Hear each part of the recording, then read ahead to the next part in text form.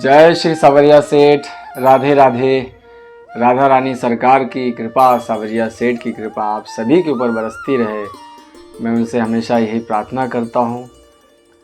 कुछ भाई बहनों का नित्य प्रश्न आता रहता है, उनका स्नेह प्रेम मुझ तक पहुँचता रहता है प्रश्नों के माध्यम से, यूट्यूब पर, व्हाट्सएप पर, और मुझसे कई विषयों पर प्रश्न करते रहते हैं। मैं भरसक प्रयास करता हूँ कि आप सभी के प्रश्नों का मैं जवाब दूँ।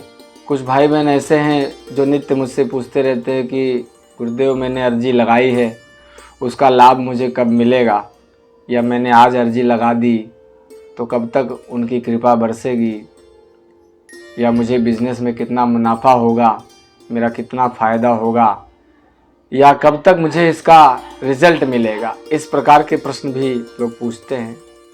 ऐसे भाई बहनों से मैं यही कहना चाहूँगा कि अयोध्या कांड का एक छोटा सा प्रसंग है। जब गुरु वशिष्ठ जी भरत जी से मिलते हैं तो कहते हैं कि सुनऊ भरत भावी प्रबल, बिलख कहूँ मुनिनाथ, हानि लाभ जीवन मरण, जस अपजस विधिहात।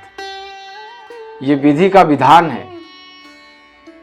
मणिकर्णिका घाट बनारस पर जब वहाँ किसी की चिता को अग्नि दी जाती है तो उसके भस्म पर वहाँ 94 अंक अंकित कर दिया जाता है। ऐसी मान्यता है कि मनुष्य के साथ उसके 100 कर्म जुड़े हुए होते हैं और उनमें से 94 कर्म जो है उन पर मनुष्य का अधिकार होता है, वो उसके हाथ में होते हैं।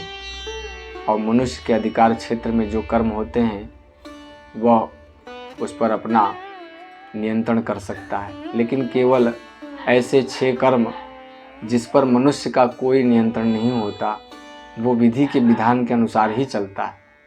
और वो 6 कर्म यही हैं: हानि लाभ जीवन मरण, जस अपजस। अर्थात आपको कब कितनी हानि होगी, कितना लाभ होगा, कितना मुनाफा होगा बिजनेस में, व्यापार में, नौकरी में, आपके किस्मत में कितना लाभ और कितनी हानि लिखी हुई है, कहाँ कहाँ आपका घाटा होगा, ये सब विधि विधान के अनुसार ही नियंत्रित होता है।